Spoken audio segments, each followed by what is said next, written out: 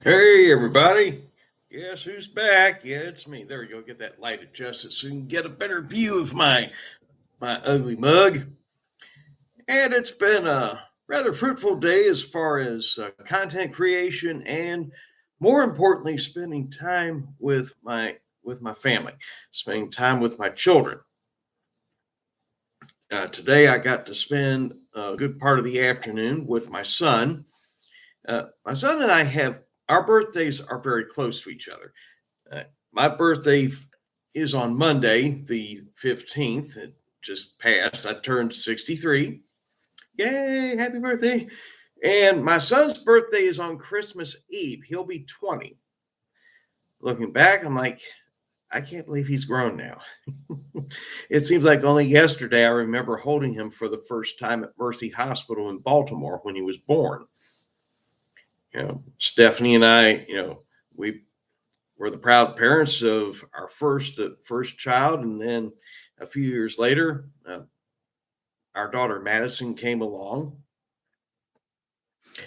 Tomorrow is going to be her last day of school before Christmas break, so I'll be spending a good part of the day with her, as is needed. Father daughter time. That's always important. When we have kids, even if the parents are no longer together, it's important to try to maintain and preserve the relationship with our children. It's very important, and it's something that I'm having to learn as I'm going, just like you know anyone else who's been in this situation. And as I mentioned in the podcast, I took my son with me to the Copan truck stop and diner, which is right there on the main road of US 75 North as you're leaving Bartlesville and heading up toward the Kansas state line. Or if you're heading south, it'll be on your left on US 75 South, heading down towards Bartlesville, either way. But the Copan truck stop, I highly recommend it. The very first time I ate there was in 2003. That was my very first time out in this area. And the food is awesome. And you know, I would, if you bring family and friends out, that would be one of my first places to recommend when you're traveling around the area. Content creation. This was an interesting one. After seeing all the AI videos of famous people, in a parody type situation, I ventured into what was for me uncharted territory. I'd never done this before, and that was creating a short video of 19th century giant Mills Darton. Strength Universe talks about him quite a bit. Mills Darton was a Tennessee giant. He stood approximately 7 feet 6 inches tall, probably a little bit taller, maybe even closer to 8 feet. At his heaviest, he weighed around 1,020 pounds. And I first learned about Mills Darton when I was 12 years old. For my 12th birthday, I got my first copy of the Guinness Book of World Records. And of course, learning all this amazing information about, the biggest, the fastest, the strongest, that has always fascinated me. And even though you can't find a copy of the Guinness Book of World Records anymore, I don't know too many places that sell them these days. But just learning about these people, and you just wonder, what did these people look like? And I did stumble across online is a very badly faded photo of Mills Darton. I included a short video where I had attempted to use AI to clean it up to get a better idea of what the man actually looked like. And the man was built like a mountain. This was not one of these people that you would see on TV shows involving the super morbidly obese who can hardly even get out of their beds. This was a man who could walk. He was functional. He worked and labored on a farm.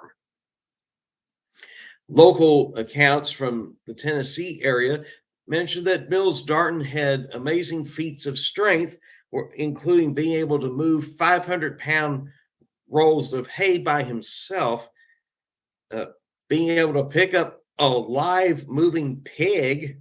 And if you've ever seen a live pig, those animals can grow to be pretty big. I wouldn't try grabbing one by myself. You know, a full-grown pig weighs close to 1,000 pounds. I weigh, just a little over 200. So that just do the math here. It's not going to work. But looking at someone like Mills Darden, and he was an anomaly as far as men of extreme height and weight. I mean, this guy was larger than life in every way imaginable. And I got curious, what would it be like if he had walked through a time portal into the 21st century and he appeared in a wrestling match with a couple other famous professional wrestlers, in particular Paul White, who was known in WWE as the Big Show, and the legendary Andre the Giant, who was called the eighth wonder of the world. In real life, Andre the Giant died shortly before Paul White made his debut as the Giant in WCW. So their paths never crossed. And of course, Mills Darden was like almost 200 years in the past. But just picturing the three of them in the ring together, and me being a diehard wrestling fan, I thought this would be awesome.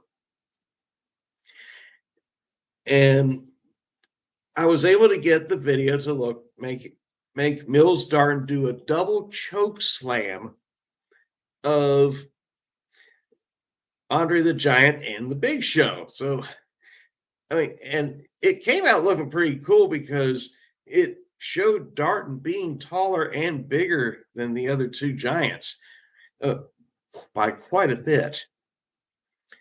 So, but my concern, after seeing all these parodies that have been circulating was, am I going to get a copyright claim? Because sometimes I've had copyright claims for background music on my short videos. So I've had to go back and clean that up, because I want to make sure that, what I put out here for everybody to enjoy is on the level that I'm not infringing on any copyright, uh, and make the disclaimer as is proper that the likenesses of certain individuals are the property of those individuals and the promotions where they work. Whoever, I don't know who actually owns the likeness and intellectual property of Andre the Giant. Paul White is currently under contract with All Elite Wrestling, so you have that, and that's why I had to make that disclaimer. But when I was posting the video on my other socials, I had to delete the one from my Instagram and then repost it because I made a typo, and if I had left that typo on, it would have come across that I was doing a copyright infringement, and that certainly wasn't the case. I will gladly give credit to the original source material because that's just the decent, proper thing to do. Period. But it is. Oh, what is this? Oh no! Sorry about that. That was just a pop up that appeared on my screen. Yeah, that's my antivirus at work. So, and it's after midnight. Anyways, that's where that went, and I was amazed as to how that has been one of the more popular short videos that I've posted.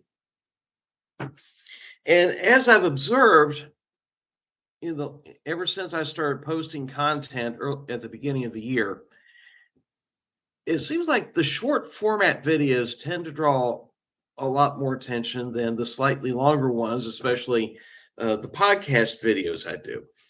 And why is that? I can attribute that to simply people's attention spans are not what they used to be. You know, used to be you could sit in front of a TV or you could listen to the radio and you'd be just totally in tune to what's going on. And you could just sit there and enjoy it for hours. But in this current age of, everybody's wanting instant satisfaction, instant gratification on their social media, what we end up with is, you know, you can't just sit and focus on something for very long. You end up having to scroll and keep scrolling. You're watching a video for a minute and a half, and then you just keep scrolling down and scrolling down. And the art of just being able to focus and be attentive to what you're enjoying is also a lost art. When talking about in my podcast tonight about the death of Rob Reiner and how President Trump has crassly uh, politicized it, which was totally unnecessary. A simple condolence to the family would have been more than appropriate. And I refused to get into the political discussion about that because I figured the best way to honor the legacy of Rob Reiner was to do like any movie fan would do. Just rent, sit back, and enjoy one of his films, which in this case, my favorite Rob Reiner film was This Is Spinal Tap. And as I watched it the other night, I was impressed that there were things that I meant, it's one of those real good movies that when you watch it again, you see little details that you missed in the first time. Like, for example, as a teenager growing up in Fairmont, West Virginia, I remember watching WKRP in Cincinnati. I didn't know that Howard Hessman, better known as Dr. Johnny Fever on WKRP, had a small role in the movie. And it did the job because he expressed his disdain for Spinal Tap. But all in all, it was Reiner's breakout movie as a director, and being the vicious satire of heavy metal music at that time, it was hilarious. It was a wonderful movie, and I'm glad I got to revisit and enjoy it again. And that's what we should do, not get into these political rants. We can save that for another day. But when we are mourning the loss of somebody who touched our lives, sometimes you just got to sit back and reflect on their achievements. Why is it that that they hold a special place in our hearts and minds? And in the case of Rob Reiner, it was his contributions to the arts as a director. So, and I've learned over the years that you can learn to appreciate the art without having to get into the personal opinions and politics of the artist, because that's irrelevant. That's something I've posted on my own social media channels, including the Radio Hill Remembered group.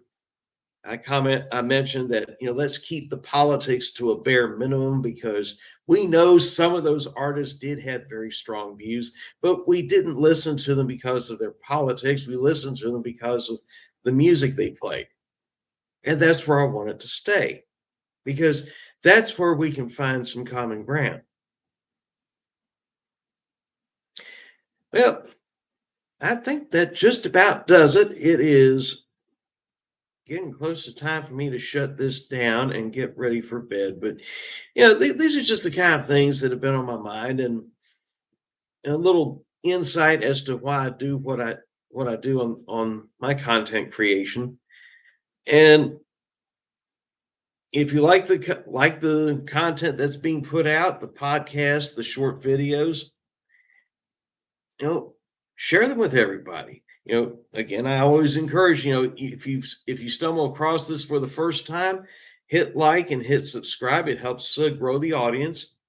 Let your family and friends know that there's always going to be some interesting content, so you never know what to expect here. But this is John Cady. I'm signing off, and I will catch you all later.